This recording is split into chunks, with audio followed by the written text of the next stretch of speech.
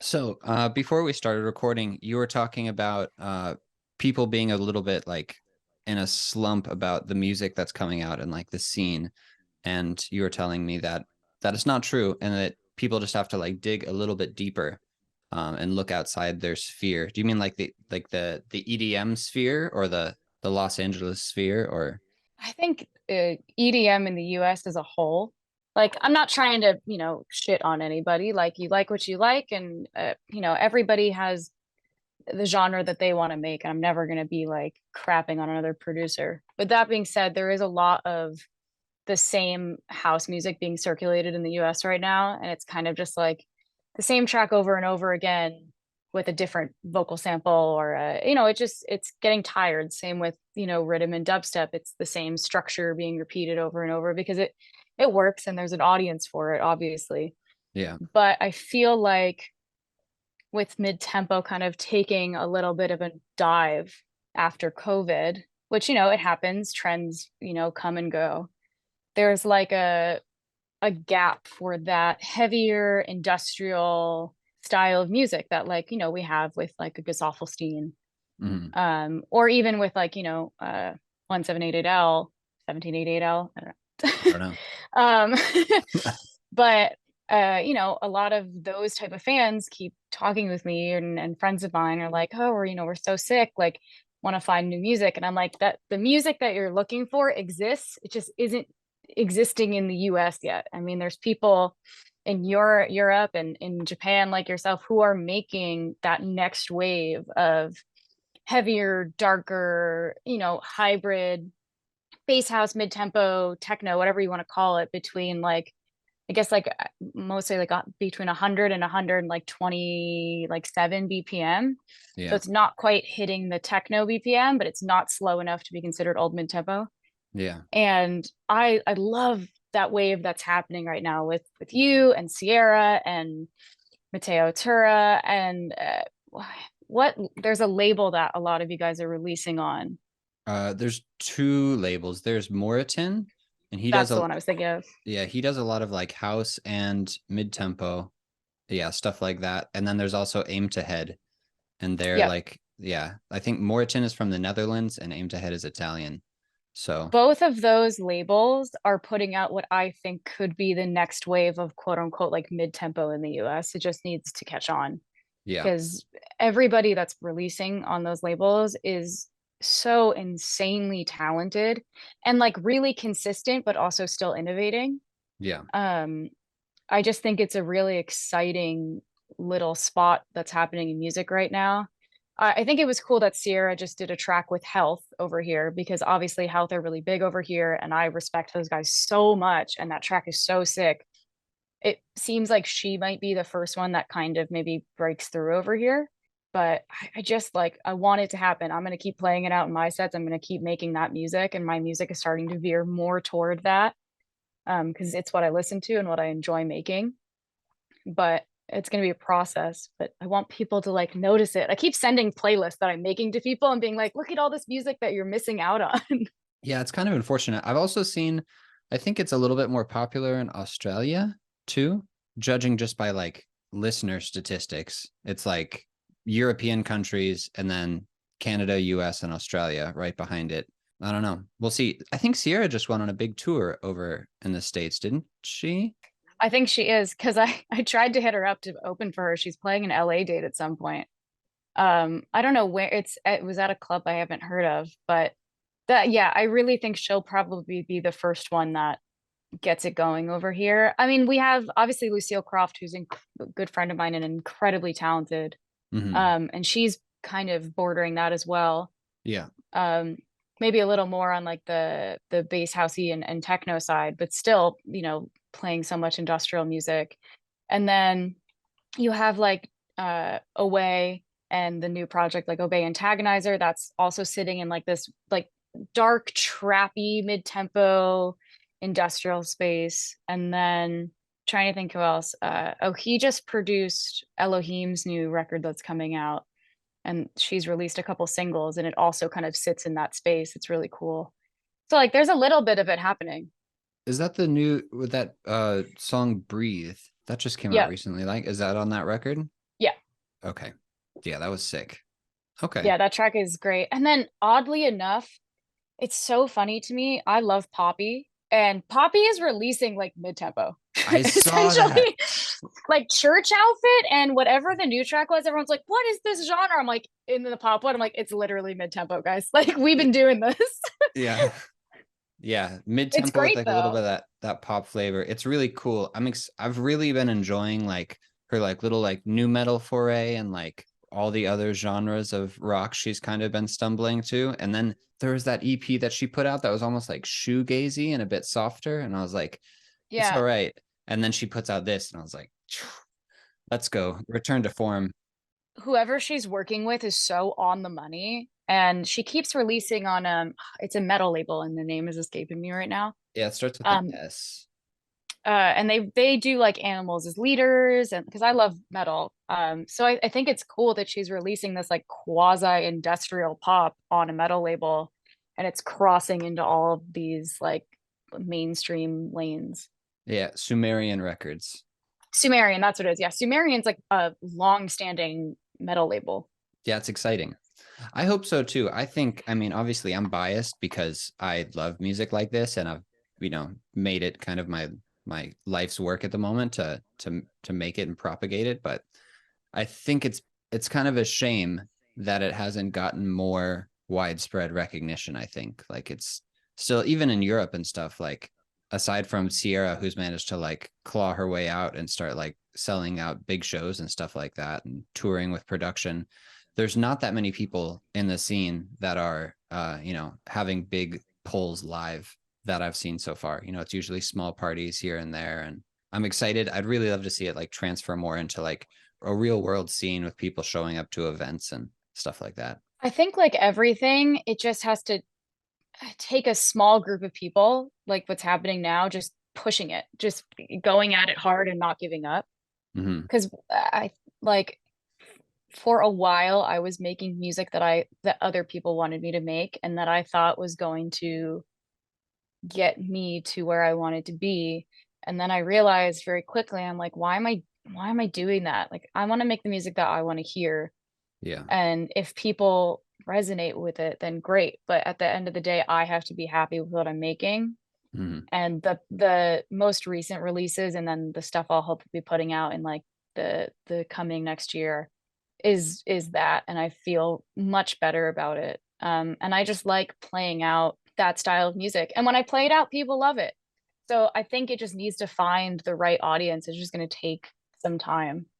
Yeah. Some time and like hopefully like that little like it factor. There's like always a spark, it seems, when a particular genre like rises to prominence. And sometimes it like hits the zeitgeist and like the people are ready for it at the time that it's peaking and it like shoots off. We just need like one song to pop off. Like, we just need like one. I discovered your music because not this past EDC, but EDC the year before, so I guess 2022. Yeah. It was my first ever festival set, and I only got booked 3 weeks before EDC because I was replacing somebody on an art car.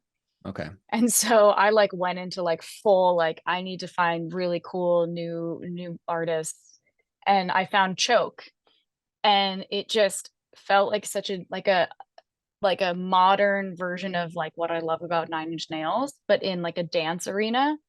And that like I honestly credit your track for throwing me into this rabbit hole. Thank you. I'm flattered. Although it's funny you say that because one, that's been back in like 2017 or 2018 when I started the project. I was like, I want to make Nine Inch Nails, but for a club. And then also that song, the bass riff on that song is pretty much lifted from a Nine Inch Nails track and repurposed. But Well, I mean, Nine nobody Inch has to Nails know is that. stolen from plenty of people's. Yeah, no, I don't feel any guilt about it. Yeah. So let's circle way back. You were mentioning like making music that you didn't want to make. Is that when you started TinyKVT, or is that previous to this? A little bit of both. Like I kind of started working in electronic music right before the pandemic. I got contacted by a producer who doesn't exist anymore, who found my vocals and scoring, and was like, would you ever do top line on EDM? And I've been a long time raver. I mean, I've been raving for 10 plus years. Hmm. Actually, more than that. I remember seeing Dead Mouse's first Cube tour in like 2009, which really ages the hell out of me. But yeah, no, that's like my first entryway into EDM was like when Skrillex was coming up and it was Dead Mouse.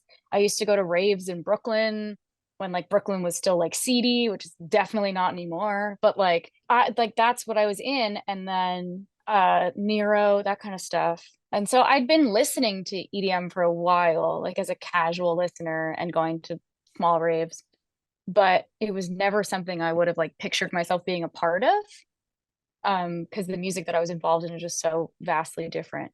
But like fast forward a bunch of years, so this producer hits me up to do vocals, and I did like a teeny tiny top line on this track, which kind of led me to being like, oh, like maybe I should try and do more of this.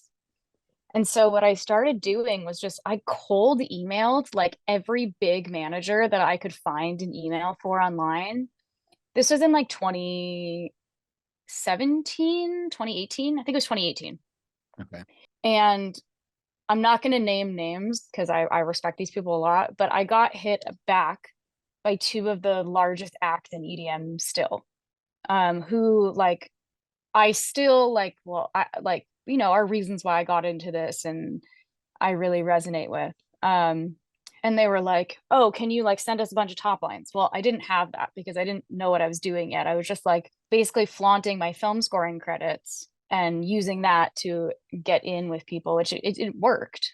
So I remember I had a tiny demo that I did for a producer duo, and the manager loved it, and he was like, I want to get the guys in the studio with you tomorrow. Can you finish up this demo by in like 24 hours? So I stayed up all night, and it was not just a vocal and piano. I like semi produced the track, and I listen back on it now and it's absolute like trash. But it was like the first thing I ever did. And then, the first session I ever had was with one of the biggest acts. And the session was great. And as what happens in popular EDM, which I was not aware of at the time, is that these producers, they get sent a million top lines, and they take those top lines and which are usually just vocal and piano demos, and they produce them out. I wasn't used to working like that. It's so different in scoring. So I kind of just assumed if I was working with somebody, then that track would go through.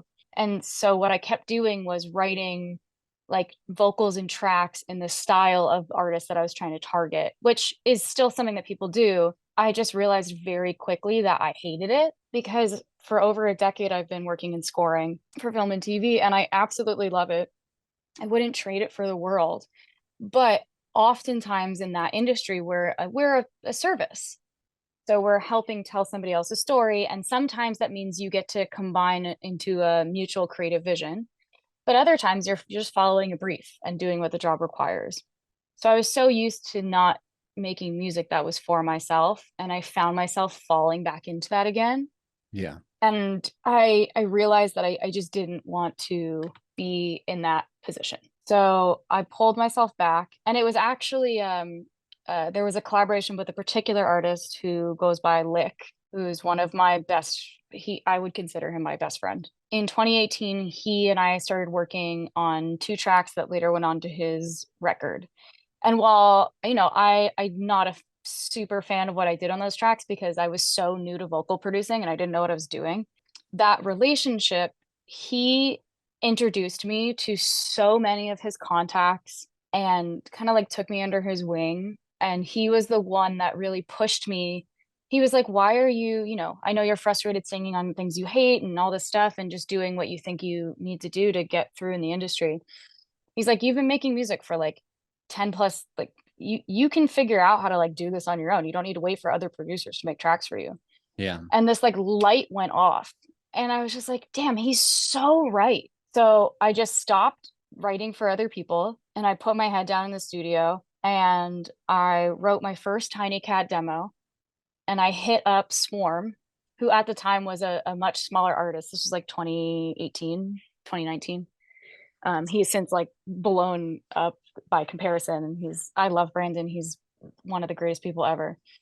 But I sent him this like halfway sketched out, like the first TinyKVT track ever. And I was like, hey, I love your music. Would you be up for doing a collab with me? Meanwhile, I had not done anything with anyone as TinyKVT. And he was like, I love this. Let's do it. And we did the collab. We put it out in February of 2020. And then the United States shut down in March of 2020. Yeah, that's some crazy timing there. I was like, cool. And the track did exceptionally well for like two small artists, especially a completely unknown artist, which was me. And so I was so like, oh my God, my first track is like hitting a million. Like I was like, this is amazing. And then everything shut down. There were no shows, no anything. Oh, And I was like, what in the hell do I do? So obviously the film world halted, everything halted. And I just started learning how to take the production knowledge I knew of scoring and learn how to apply it to electronic producing. And I've done synth scoring for a long time. I have a lot of analog gear. I'm a big modular person. mm-hmm. So like it's not like electronic production was foreign to me, but the how to translate it into like dance music was foreign. And then, you know, it's this period of time of like figuring out what your sound is and figuring out what you want to do. I often was listening to too many different people telling me what I should do as opposed to just doing what I wanted to do. Mm-hmm. So definitely some of the earlier things I've put out, I don't love, and it's not a diss on anyone I worked with. It's just that, you know, I was like doing what I thought, again, similar to the vocals, like what I thought people wanted to hear, not what I wanted to hear. And thankfully over the past year, or a little over like past year-ish, I've been putting out the music that I like and that I want to listen to, and finding the sound that makes me happy and hoping that like others resonate with it. And I feel so much better now that I've just like stopped giving a shit about what other people tell me I need to do and just like doing what I want to do and makes me happy. Nice. Apart from like the personal peace and satisfaction that you get from just making the music that like resonates with you, have you noticed that people connect with it anymore versus your old things, or are you still like climbing back to try to surpass the early work, the people pleasing work? Minus, I love the track I did with Brandon, and that before I let people get in my head, that track sounds like what I'm making now because it was the purest version of. I came back to that, Yeah. and I've noticed that while it's taking a while to gain traction in terms of streaming, Mm-hmm. when I play it out, people like love it, and it's stuff that they've never heard before. And to me, that's like the true test. It's like, okay, people really vibe with this, and once they find me, they're super into it, but it's just going to take some time to reach those people. Yeah. And I'm okay with that. I've given in to the fact that like it might be a slower burn than if I was producing house music or something, because it's a new, we're all making this like new thing. And I find that to be exciting. I don't want to keep rehashing old stuff. I want to make something cool and new and that feels unique to me, and pray that it keeps resonating with people. And if it doesn't, then it doesn't. But like I'm in it for the long haul, and I'm gonna like keep pushing it down people's throats. Hell yeah. I love that. The spirit of falling in love with the journey and not being too excited to push through to the finish line. Totally. If you're doing innovation, like any kind of innovation just sort of takes time, you know, like 100 gecs didn't come up with that sound overnight. I remember, sorry to interrupt you, Go ahead. uh, Coachella like 11, 2012. I Mm-hmm. just moved to LA, and I went to Coachella. Somebody like gave me a ticket, and it was like whatever the earliest set time that Coachella does, like noon or something. Mm-hmm. I went and saw someone I'd never heard of, which was Childish Gambino. Obviously, Donald Glover was kind of like known as an actor, but like nobody knew who Childish Gambino was in 2011. And I slowly watched the set go from being completely empty to people hearing what he was doing and flooding the stage. And it became the biggest crowd I've ever seen for an opening slot at Coachella. And I still think about that, especially like the huge innovator that he is now. Mm-hmm. I'm like, sometimes it just takes time. Like everybody starts somewhere, and you know, it's cool when somebody makes something and they immediately pop off, but I do think some of those artists maybe won't stand the test of time because they're attached to a trend. If they do, then great, that's awesome, and we should celebrate that. But I don't want to chase trends. I don't want to make one genre of music and then switch to another just because I'm trying to find success. I don't think that's sustainable. No, it kind of dilutes your like artistic spirit brand. I don't know. If you're always switching up with like whatever's hot, then people don't really know what to expect from you, and it kind of takes away from any unique voice that you might bring to the table. And I used to get really down on myself about it, but I've learned to stop being so hard on myself. Yeah. And I mean it's kind of nice now at this point in time, even within our like little family of genres, that there's people who like have paved the way a little bit, and you can like see like, oh, okay, like this is possible.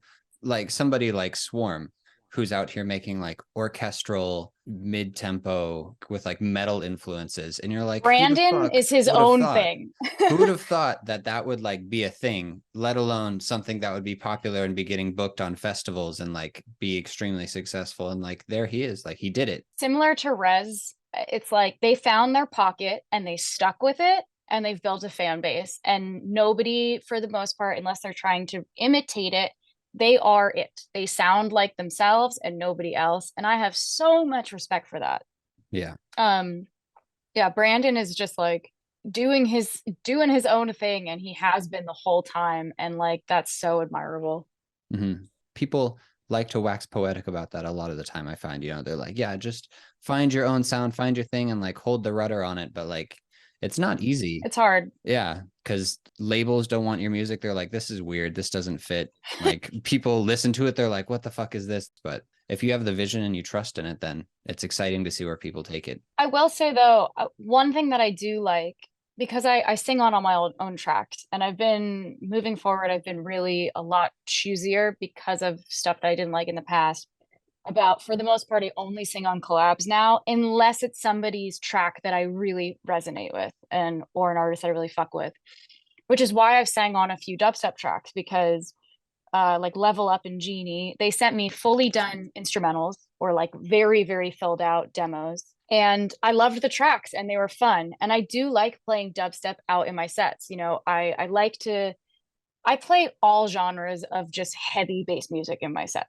I think it's fun. I like dynamics. I like doing peaks and valleys. I think if you're just playing at 100 for a whole set, you're going to give your listeners ear fatigue.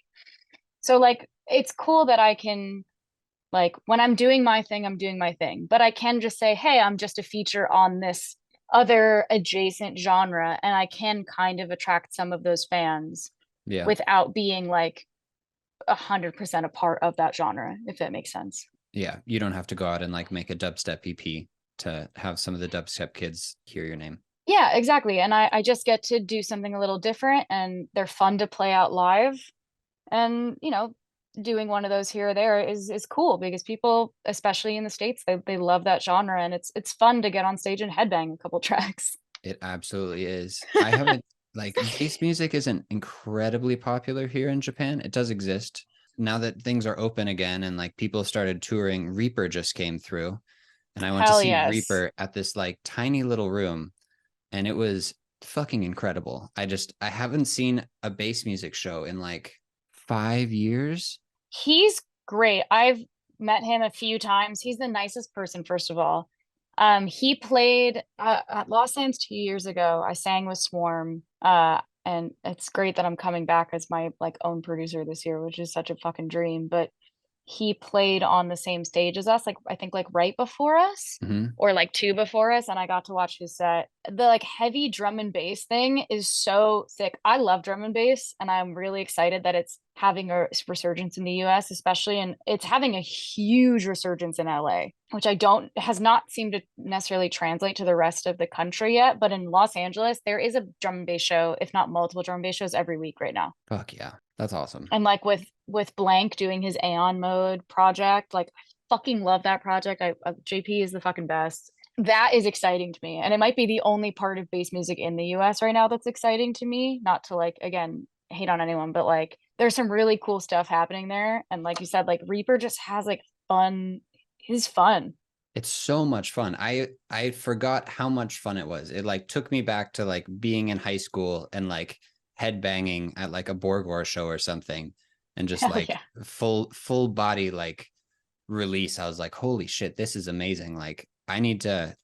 I've been making like kind of understated music for so long. It kind of got me excited. I'm like, I want to make music that like people want to like jump to and like freak out to. I don't know if I'd call your music understated. Dead Eyes is a really fucking heavy track, Yeah, I mean, especially like, the VIP of it. yeah, exactly. The VIP is heavier, but like it is, I don't know. It's kind of that balance.